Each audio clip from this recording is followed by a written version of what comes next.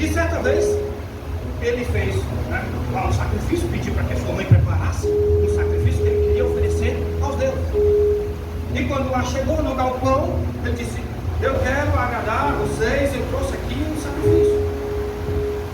E nenhuma daquelas estátuas estendeu a mão para pegar o sacrifício. Aleluia. Nenhum se moveu. Mas então pegaram o sacrifício. Será que foi pouco? Será que não é suficiente? Então vou fazer um sacrifício maior. E trouxe outro. E nenhum daqueles deuses se moveu então para alcançar aquele sacrifício. E aí ele entendeu que aqueles seres construídos pela mão do homem nada podiam fazer. Eram seres inanimados. E ele pegou uma machadinha, quebrou todas as estátuas, quebrou todos os ídolos de pedra, deixou só um, que era um branco. Aí pegou a machadinha e botou na mão do branco. Quando o pai dele chegou revoltado: o que foi isso que você fez? Ele falou: eu não. Como foi você? Eu trouxe o sacrifício para os deuses. Aí os menores se serviram antes do grandão. Aí ele ficou indignado e quebrou todos os outros menores. Isso é mentiroso. Eu sei que essas estátuas não se movem. O senhor sabe que essas estátuas não se movem. O senhor sabe que essas estátuas não vão consumir o sacrifício. O senhor sabe que essas estátuas não têm o poder de pegar a machadinha e quebrar as outras. Essas estátuas nada podem fazer. Aleluia! Então ele já cria no Deus Altíssimo. E segundo o Talmud, ele já pregava para o seu próprio pai. Mas esse homem, depois de órfão, ele recebeu essa promessa. E Deus disse que ele fosse para um lugar que ele mostraria. Ele nem sabia o que era. Mas ele creu: se Deus está me chamando, se o mesmo Deus que falou comigo de forma sobrenatural, Ele vai poder tudo fazer. Ele vai me guiar, Ele vai me proteger. Eu creio que Ele vai me levar a um lugar de bênção, onde eu realmente vou poder ser pai de nações. E ele foi. Quantos de nós teríamos essa coragem? É por isso que ele é chamado de pai da fé. Quantos de nós teríamos a coragem de largar nosso emprego? Se você ouvir a voz de Deus agora e dizer: Senhor, tu vai lá para copiar, é o sítio Jurema, que é o interior do interior, para pregar o Evangelho. E lá eu vou te abençoar. Agora tu tem que sair do teu emprego agora, porque assim tu vai ser ensinado. Quantos de nós teríamos essa certeza? É Deus, não, eu vou, Ele vai isso. Então, por ele ter feito isso, até hoje ele é considerado um pagador. Ele foi com a sua esposa e ela o acompanhou, não abandonou em momento nenhum. E ele foi para um lugar, aí começa a falha. A Bíblia não nos deixa, não escondeu a falha que esses grandes homens de Deus tiveram. Isso serve para nos ensinar. É por isso que muitas vezes a gente conta o nosso testemunho da nossa fraqueza, do nosso erro, do nosso pecado, para que outros não cometam a mesma falha, o mesmo pecado, o mesmo erro. Para que vejam na minha vida as consequências que eu sofri no meu passado e compreendam assim: eu não vou cometer o mesmo pecado do irmão, porque ele sofreu, que a família dele sofreu, e várias consequências vieram sobre a sua casa, e eu não quero que isso aconteça comigo. Então, Deus ele nos revelou através do seu fato também as falhas dos grandes homens.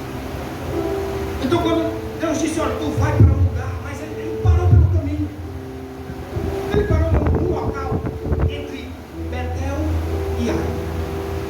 Betel significa casa de Deus. E Ai, o significado desse nome Ai, tem o significado de um lixão, né?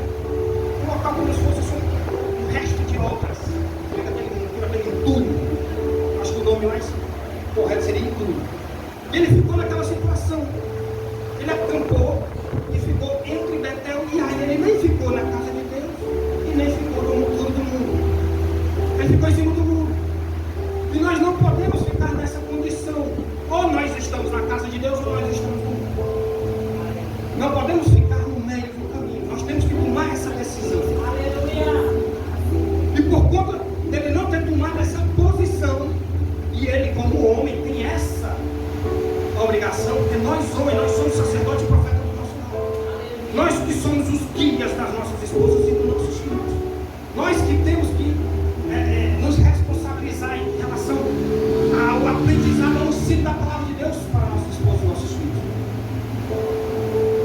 E por conta disso veio provação sobre ele, sobre a sua casa, sobre a sua família, sobre os seus servos, sobre os seus animais.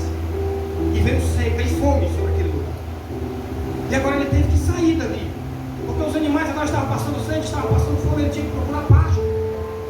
Ele foi saindo, foi se afastando de Betel, foi se afastando da casa de Deus. E ele foi se aproximando do Egito. Cidade altamente pagã, idólatra, imoral. E ele se aproximando daquele lugar. Às vezes a gente faz essa besteira, né? Até onde eu posso ir e não perder, né, a minha comunhão com Deus? Até onde eu posso chegar? Né? Será que eu posso ir numa festa de um aniversário de alguém mundano? Será que eu posso, né, fazer tal coisa? Então, às vezes a gente vai esticando a baladeira, né? Frente elástico, né? A gente vê até onde eu posso esticar aqui, mas a liga vai estourar. E ele foi se aproximando do Egito e aí ele entendeu por algo. Ele chegou para sua mulher, uma mulher linda, chamava a atenção de todo mundo, onde que ele chegasse. E ele chegou para ela assim, minha esposa, meu amor da minha vida, estamos chegando no Egito. Os homens lá vão te admirar. Eu temo que eles me matem por conta de ti, sabendo que eu sou teu esposo. Então, quando a gente ia chegando lá, diz que é minha irmã. Tá, beleza? Eles fizeram esse combinado, porque eu amei a verdade, porque eles de fato eram irmãos, né?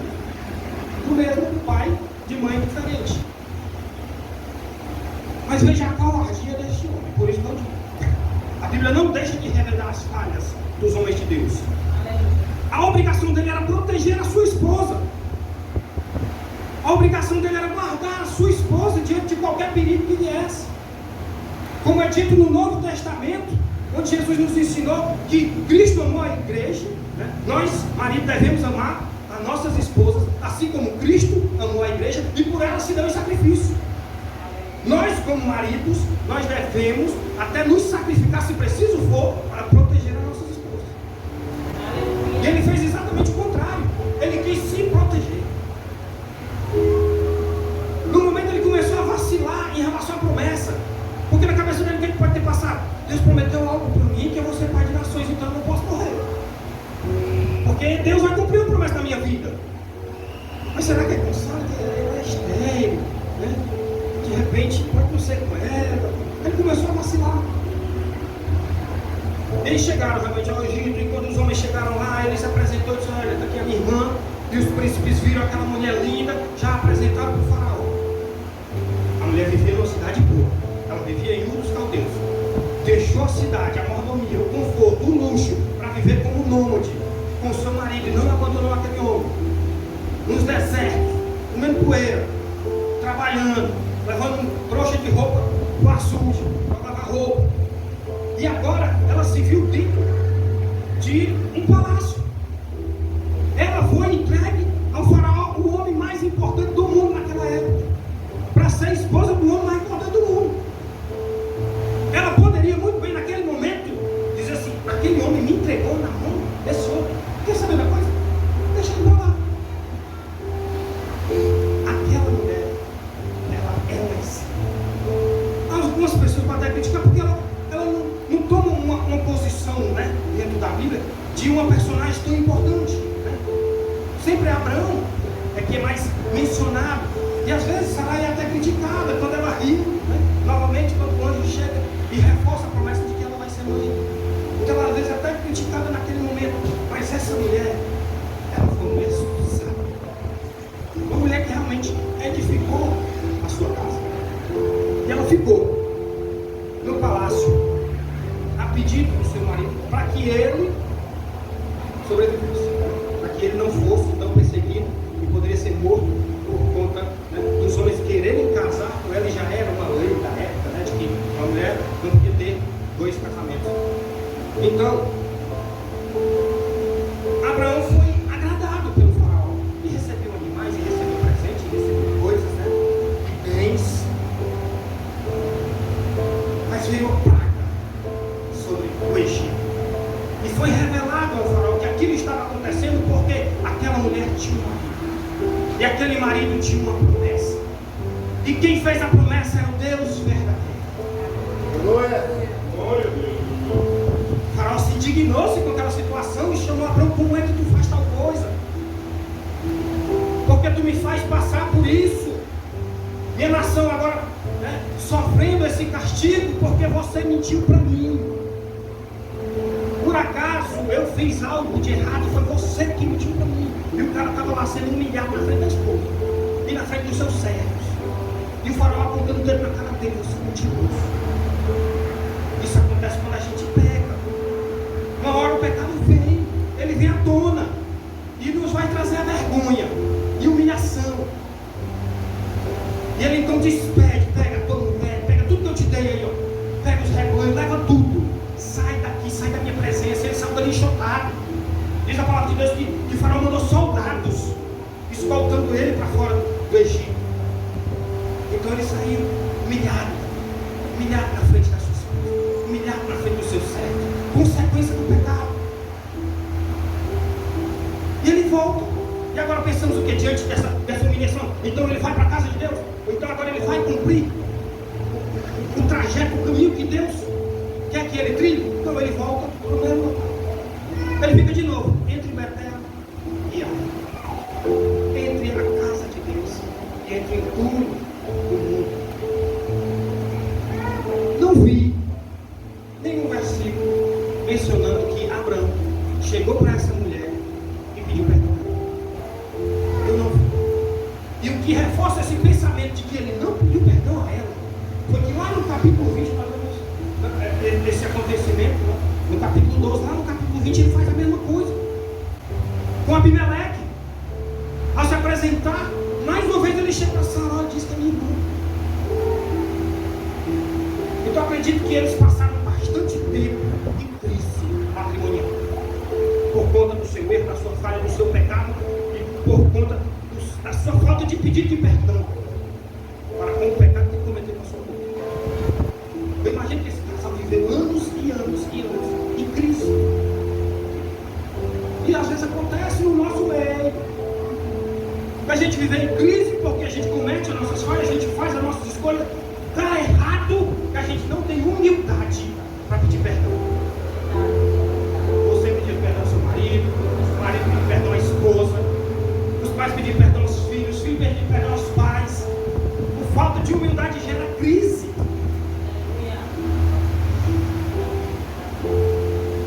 E eles, por conta disso, acabam retardando a bênção que Deus tem. Deus fez uma promessa a ele. Quanto tempo demorou para se cumprir? 25 anos. E muitas vezes o que faz com que a promessa de Deus se cumpra na nossa vida é o nosso pecado, é a nossa falha, é o nosso erro, é a nossa falta de humildade, é a nossa falta de pedido de perdão. A gente atrasa a bênção de Deus na nossa vida. E eles continuaram. Então nesse percurso resolveram, depois de muito tempo, cumprir, né, a promessa, a ordem de Deus, que eles iriam para uma terra prometida. E foi revelado a ele que seria em Canaã. E quando ele chega em Canaã, os cananeus chegam, deu problema. Não era o que eu pensava, não era assim que eu imaginava.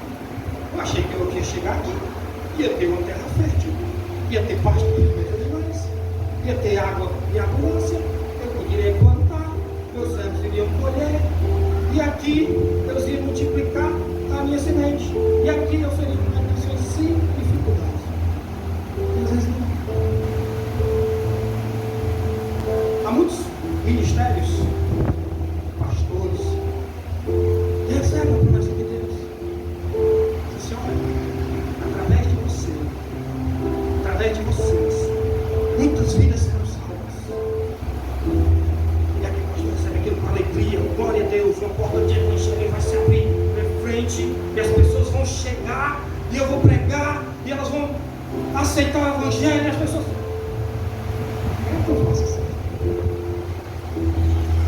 O pastor chega às vezes numa comunidade carente, difícil, idólatra, onde as pessoas não vêm até a casa de Deus, onde ele tem que sair e ir até a comunidade, e pregar de porta em porta, e fazer visita nos lares, e fazer campanha, e fazer oração. Mas a promessa de Deus responde, de que Deus, através da vida dele, muitas vidas são salvas. A mentira causa problemas, consequências graves. Às vezes tem mentira que não é aliviada. Não sei se você já escapou de uma situação vexatória em casa, quando a mulher chega assim: amor, esse vestido me deixa gordo? Não, tá lindo. Amor, minha maquiagem está bonita? Tá lindo. Meu amor, você ama minha mãe? Não. Então tem coisas assim que a gente, né, para poder manter a paz, né? Mas estou fazendo isso aqui de forma lúdica, viu? Vamos usar isso como verdade absoluta, que você tem que estar mentindo para sua esposa. Então, Abraão, e muitas vezes ele deixou de ser realmente um líder por conta do medo. E a mulher, ela precisa dessa liderança. Deus estabeleceu que é assim. E a mulher tem que ser sábia para se colocar também no seu lugar. Hoje, eu tive que exercer uma liderança em casa forte. Porque assim, mulher gosta de homem que manda.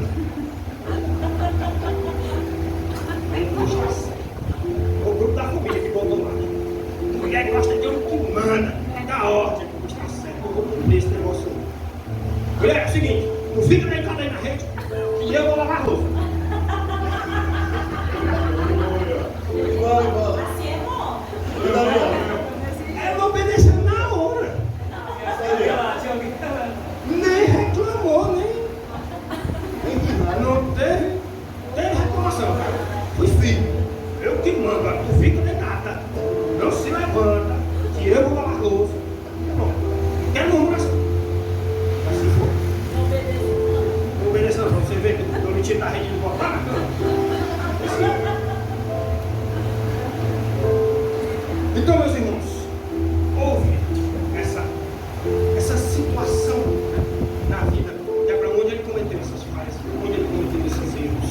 E por conta disso, atrasou a bênção que Deus tinha para dar para ele e para a sua família. Não podemos vacilar. E diante de tudo aquilo que ele estava passando, olha outro aprendizado que nós devemos trazer para a nossa vida. Ele teve lá no Egito. E o tempo que ele teve lá no Egito, ele recebeu vários bens do faraó. E entre os bens que o faraó deu a ele escravos. E quando ele saiu do Egito, ele levou uma escrava em específico, chamada Agar. E a gente não pode duvidar daquilo que Deus nos promete. A gente não pode querer dar um jeitinho. Deus prometeu que eu vou ser pai de nações, mas talvez não seja por salário. A própria Sara também começou a duvidar e disse: olha, eu tenho uma filha bem séria, habita com ela, para que então tenha os filhos, para que a promessa de Deus se cumpra. A promessa de Deus não era como escravo. Se Deus faz uma promessa para você, homem, ela vai se cumprir ao lado da tua esposa. Aleluia. Se Deus faz uma promessa para você, mulher, ela vai se cumprir do lado do teu esposo. Aleluia. Mas por conta da escolha dele, a promessa de Deus é que com aquele casal seriam benditas todas as nações da terra. Não houve promessa de Deus para Agar. Não houve promessa de Deus para Ismael. Aquilo foi o desejo do homem, a ação do homem, e Deus não impede. É uma questão teológica muito discutida até hoje. Calvinismo e arminianismo. Uma vez eu ouvi um calvinista: fazer algo na vida de alguém, ela vai se cumprir independente da vontade dele. Eu creio. E ele deu como exemplo a Abraão. Independente da vontade de Abraão, ele ia ser pai de nações, porque Deus prometeu a ele que ia ser pai de nações. Eu creio. Mas Deus não prometeu, não fez promessa em relação a Abraão, não fez promessa em relação a Ismael. Isso foi a vontade do homem. E Deus não impediu. Deus não impediu. E aí entra a arminianismo. Nós temos um livre poder de escolha. Nós podemos escolher o caminho da bênção e o caminho da maldição.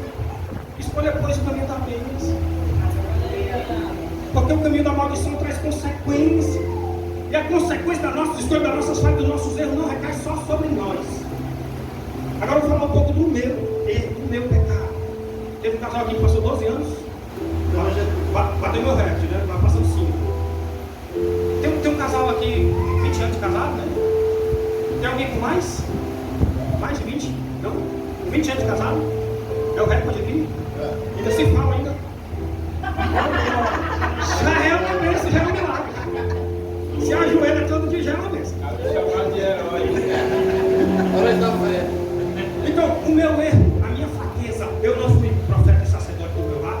Isso gerou consequências graves no nosso casamento. Nós nos separamos e a nossa separação trouxe consequências para o meu filho, trouxe consequências para a minha mulher que aqueceu psicologicamente, trouxe consequências para o meu pai que é um pastor.